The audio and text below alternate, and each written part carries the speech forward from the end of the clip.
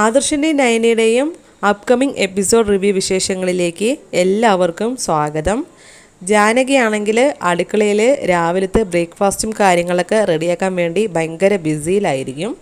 ആ സമയം ദേവയാനിയാണെങ്കിലും പതുക്കെ നടന്ന് അവിടെ അടുക്കളയിലേക്ക് എത്തുന്നുണ്ടാവും. അപ്പോൾ ജാനകിയാണെങ്കിലും പറയുന്നുണ്ടാവും, അയ്യോ എന്തിനാണ് ഏടത്തി ഇപ്പോൾ ഇങ്ങോട്ട് വന്നത്, ഏടത്തിക്ക് ഇപ്പോൾ ഇങ്ങോട്ട് നടന്നു വരാനൊക്കെ പറ്റുന്നുണ്ടോ, വേദനയൊക്കെ കുറവുണ്ടോ, ഞാൻ ചെയ്തോളാം, എന്തിനാണ് ഏടത്തി ഇപ്പോൾ ഇങ്ങോട്ട് വന്നത്, എല്ലാം ഞാൻ ചെയ്യുന്നുണ്ടല്ലോ, പിന്നെന്താണ് എന്നൊക്കെ ഇങ്ങനെ ചോദിക്കുമായിരിക്കും. അപ്പോൾ ദേവയാനി ആണെങ്കിലും പറയായിരിക്കും, എത്ര നേരം ആ റൂമിൽ ഇങ്ങനെ ഇരിക്കുക, എന്നാലും ഡോക്ടറാണെങ്കിലും കുറേയൊക്കെ നടക്കണം എന്ന് തന്നെയല്ലേ പറഞ്ഞത്, അപ്പോൾ എനിക്ക് നടന്ന് ചെയ്യാൻ പറ്റുന്നതൊക്കെ ചെയ്താൽ നിങ്ങൾക്ക് ഇത്തിരി സഹായമാവുമല്ലോ എന്ന് കരുതിയിട്ടാണ് ഞാൻ ഇങ്ങോട്ട് വന്നത് എന്നൊക്കെ പറയായിരിക്കും.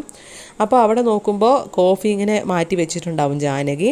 അപ്പോൾ ജാനകി എടുത്ത് ചോദിക്കുകയായിരിക്കും, ഇത് ആദർശിനുള്ള കോഫിയല്ലേ ജാനകി എന്ന് ചോദിക്കുമ്പോൾ ജാനകിയാണെങ്കിലും പറയുമായിരിക്കും, അതേ ഇടത്തി ഞാൻ കുറച്ച് വേറെ തിരക്കിലായതുകൊണ്ട് അവിടെ വെച്ചതാണ്, ഞാൻ തന്നെ കൊണ്ടു കൊടുത്തോളാം എന്നിങ്ങനെ പറയുമായിരിക്കും. ആ സമയം ദേവയാനി പറയും, ഞാൻ എന്തായാലും മോളിലേക്ക് പോകുന്നുണ്ട് അവൻ്റെ റൂമിലേക്ക്, അപ്പോൾ ഞാൻ കൊടുത്തോളാം. അയ്യോ ഇടത്തി വേണ്ട, ഇനിയിപ്പോൾ സ്റ്റെയർ കേസൊക്കെ കയറി അങ്ങോട്ട് പോയി വല്ലാതെ ബുദ്ധിമുട്ടണ്ട എന്ന് പറയുമ്പോൾ ദേവയാനി ആണെങ്കിലും എനിക്കിങ്ങനെ എത്ര നേരം പറഞ്ഞിങ്ങനെ ഞാൻ വെറുതെ ഇരിക്കും, ഞാൻ തന്നെ കൊണ്ടു കൊടുത്തോളാം, എനിക്കിപ്പോൾ ഒരു കുഴപ്പമില്ല എന്ന് പറഞ്ഞ് ആ കോഫി എടുത്തുകൊണ്ട് ആദർശിൻ്റെ റൂമിലേക്ക് ചെല്ലുമായിരിക്കും. അപ്പോൾ ആദർശ എന്ന് പറഞ്ഞ് വിളിച്ച് ദേവയാനി റൂമിലേക്ക് ചെല്ലുന്ന സമയത്ത്, അമ്മേ ഞാൻ കുളിക്കുക, ബാത്റൂമിലാണ്, എന്തെങ്കിലും അർജൻറ്റ് ഉണ്ടോ, അമ്മ എന്തിനാ ഈ സ്റ്റെയർ കേസും കയറി ഇങ്ങനെ വന്നത്? അപ്പോൾ ദേവയാനി ആണെങ്കിലും പറയുന്നുണ്ട്, അതൊന്നും കുഴപ്പമില്ല മോനെ, എനിക്കിപ്പോൾ ഒരു കുഴപ്പമില്ല, മോൻ എന്തായാലും കുളിച്ചിട്ട് വാ, ഞാൻ കോഫി കൊണ്ടുവന്നിട്ടുണ്ട് എന്നൊക്കെ പറയുമായിരിക്കും. അപ്പോൾ ആദർശമാണെങ്കിൽ ആ ശരിയെന്ന് പറഞ്ഞിട്ട് കുളിക്കുകയായിരിക്കേ. അതേസമയം ദേവയാനി കോഫി വെച്ചിട്ട് റൂമൊക്കെ ഒന്ന് നോക്കി ആ പുതപ്പൊക്കെ ഒന്ന് മടക്കി വെച്ച് റൂമിൽ നിന്ന് പോകാൻ നിൽക്കുന്ന സമയത്ത് ആദർശൻ്റെ ഫോണ് റിങ് ചെയ്യായിരിക്കും. അത് മറ്റാരായിരിക്കില്ല, ഡോക്ടറായിരിക്കും കേട്ടോ. അപ്പോൾ ദേവയാനി ആണെങ്കിലും ആദർശൻ്റെ ആ ഫോണ് എടുക്കുകയായിരിക്കും. അറ്റൻഡ് ചെയ്തിട്ട് ഒന്നും തന്നെ മിണ്ടുന്നുണ്ടാവില്ല. അപ്പോൾ ഡോക്ടറാണെങ്കിലും ഇങ്ങോട്ട് സംസാരിക്കുകയായിരിക്കും. ആദർശെ അമ്മ വിളിച്ചിട്ടുണ്ടായിരുന്നു, അമ്മ ഒരുപാട് തവണ ചോദിച്ചു, കരൾ തന്ന കുട്ടി ആരാന്നറിയാൻ എനിക്ക് അവകാശമില്ല ഡോക്ടറെ എന്നൊക്കെ ഒരുപാട് തവണ പറഞ്ഞായിരുന്നു, പക്ഷേ ഞാൻ പറഞ്ഞിട്ടില്ല ആദർശേ, പക്ഷേ ഇനിയും വിളിച്ചാൽ എനിക്ക് അറിയാതെ പറയേണ്ടി വരും, അമ്മ ഇത്രയും ഈ ഒരു കാര്യത്തിന് വേണ്ടിയിട്ട് ഇങ്ങനെ ടെൻഷൻ ആകുന്നുണ്ടെങ്കിൽ അത് പറയുന്നത് തന്നെയല്ലേ ആദർശ നല്ലത് എന്നൊക്കെ പറയുമായിരിക്കും.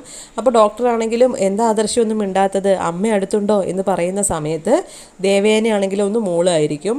അപ്പോൾ എന്നാൽ ശരി, ഞാൻ എന്തായാലും പിന്നീട് വിളിക്കാം, എന്തായാലും തിരക്കൊക്കെ ഒഴിഞ്ഞ് സമയമുണ്ടെങ്കിലും ഒന്ന് ഇങ്ങോട്ട് വരിക, എനിക്ക് കുറച്ച് കാര്യങ്ങൾ സംസാരിക്കാനുണ്ട്, എന്തായാലും ഇതിങ്ങനെ കുറേ കാലം ഇങ്ങനെ മറച്ചു വയ്ക്കുന്നതിനേക്കാളും നല്ലത് അമ്മയോട് തന്നെ നേരിട്ട് പറയുന്നതായിരിക്കും, എന്തായാലും അത് പറയുന്നത് കൊണ്ട് നിൻ്റെ ജീവിതം ഒന്നും കൂടി ബെറ്റർ ആവല്ലുള്ളൂ എന്നൊക്കെ പറഞ്ഞ് ഡോക്ടറാണെങ്കിലും ഫോൺ വെക്കുകയായിരിക്കും.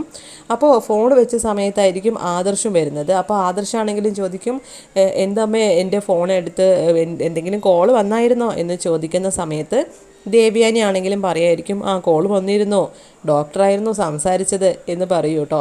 അപ്പോൾ ആദർശാണെങ്കിലും ഒന്ന് ഭയങ്കര ടെൻഷനായിട്ട് ചോദിക്കുകയായിരിക്കും, എന്നിട്ടോ ഡോക്ടർ എന്തു പറഞ്ഞു അമ്മേ എന്ന് ചോദിക്കുന്ന സമയത്ത് ദേവയാനി ആണെങ്കിലും ഒന്നും പറയുന്നുണ്ടാവില്ല. ഒന്നുമില്ല, ഞാൻ നീ കുളിക്കുകയാണെന്ന് പറഞ്ഞിട്ട് പിന്നെ ഫോൺ വെച്ചു, പിന്നെ വിളിക്കാമെന്ന് പറഞ്ഞായിരുന്നു എന്ന് പറയുമായിരിക്കും. എന്നിട്ട് പിന്നെ ഇതാ നിനക്ക് കുടിക്കാനുള്ള കോഫിയാണ്, വേഗം റെഡിയായിട്ട് ഓഫീസിൽ പോകാൻ നോക്കും മോനെ എന്ന് പറഞ്ഞ് അവിടുന്ന് ദേവയാനി പോവുമായിരിക്കും. പക്ഷെ മനസ്സിലിങ്ങനെ ആലോചിച്ചുകൊണ്ട് തന്നെ ഇരിക്കുകയായിരിക്കും, എന്നാലും ഡോക്ടറും അറിഞ്ഞിട്ട് തന്നെയാണ് മറച്ചു വയ്ക്കുന്നത്.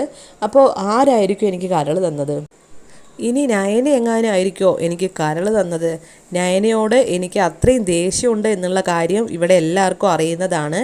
ഇനിയിപ്പോൾ ഞാനിനി നയനയാണ് കരൾ തന്നത് എന്ന് അറിയുമ്പോൾ പ്രശ്നം ഉണ്ടാക്കുമോ എന്ന് വിചാരിച്ചിട്ടായിരിക്കുമോ ആരും എന്നോട് ഒന്നും പറയാത്തത്, എന്തായാലും അത് അന്വേഷിച്ചിട്ട് തന്നെ കാര്യം എന്നൊക്കെ ഇങ്ങനെ ആലോചിക്കും. അത് മാത്രമല്ല എല്ലാ കാര്യങ്ങളും ഇതുവരെ മനസ്സിലാക്കിയതും എല്ലാ കാര്യങ്ങളും ദേവയാനി വീണ്ടും ആലോചിക്കുകയായിരിക്കും. മുത്തശ്ശനും മുത്തശ്ശിയും നയനയുടെ അടുത്ത് പോയ കാര്യം, അവൾക്ക് സ്വർണം കൊടുത്ത കാര്യവും എല്ലാം ഇങ്ങനെ ആലോചിക്കുകയായിരിക്കും. അതുപോലെ തന്നെ ജയനാണെങ്കിലും നയനയെ സപ്പോർട്ട് ചെയ്തുകൊണ്ട് സംസാരിച്ച കാര്യങ്ങൾ, ഹോസ്പിറ്റലിൽ വെച്ച് പറഞ്ഞ കാര്യങ്ങൾ എല്ലാം ആലോചിക്കുകയായിരിക്കും. അതുപോലെ ആദർശാണെങ്കിലും ഒരുപാട് കാര്യങ്ങൾ പറഞ്ഞിട്ടുണ്ടല്ലോ നയനയെ സപ്പോർട്ട് ചെയ്തുകൊണ്ട്, അമ്മയ്ക്ക് പിന്നീട് മനസ്സിലാവും, അമ്മ അപ്പോൾ അത് ഓർത്തിട്ട് ദുഃഖിക്കുക എന്നൊക്കെ പറഞ്ഞ കാര്യങ്ങളെല്ലാം ഇങ്ങനെ കണക്ട് ചെയ്തുകൊണ്ട് നമ്മുടെ ദേവയാനി ആണെങ്കിലും ഇങ്ങനെ ആലോചിച്ച് കൂട്ടുമായിരിക്കും. എന്നിട്ട് പിന്നെ അവസാനം തീരുമാനിക്കുകയായിരിക്കും, ഇനി എന്തായാലും ആരൊക്കെ എന്നോട് എന്തൊക്കെ മറച്ചു വയ്ക്കാൻ ശ്രമിച്ചാലും ഞാനായിട്ട് തന്നെ ആ ഒരു സത്യം കണ്ടുപിടിച്ചേ മതിയാകൂ, ഇന്ന് തന്നെ എനിക്ക് ഹോസ്പിറ്റലിൽ പോയിട്ട് ആ സത്യം മനസ്സിലാക്കണം എന്ന് ദേവയാനി തീരുമാനിക്കുകയായിരിക്കും. അങ്ങനെ ദേവ്യാനി ജയൻ്റെ അടുത്തും ആദർശിൻ്റെ അടുത്തും ഒന്നും തന്നെ തനിക്ക് തോന്നിയ സംശയത്തെപ്പറ്റി പറയുകയോ ഒന്നും ഉണ്ടാവില്ല. കാരണം അവരോടൊന്നും പറഞ്ഞിട്ട് ഇനി കാര്യമില്ല, അവരാരും ഇനി എൻ്റെ അടുത്ത് സത്യം വെളിപ്പെടുത്തില്ല. അപ്പോൾ ഞാൻ അറിയാത്ത സത്യം എന്തോ സംഭവിച്ചിട്ടുണ്ട്, ഞാൻ അറിയരുത് എന്ന് വിചാരിച്ചിട്ട് എല്ലാവരും മറച്ചു വയ്ക്കുകയാണ്. അച്ഛനും അമ്മയ്ക്കും ജയേട്ടനും അതുപോലെ ആദർശനും എല്ലാവർക്കും അറിയാമെന്ന് എനിക്ക് നല്ല ഉറപ്പുണ്ട്. അതുകൊണ്ട് തന്നെയാണ് അവർ നയനെ ഇത്രത്തോളം സപ്പോർട്ട് ചെയ്യുന്നതും എല്ലാം. അനിയാണെങ്കിലും അവളെ പോയി കാണുന്നതും എല്ലാം അതുകൊണ്ട് തന്നെ ആയിരിക്കും.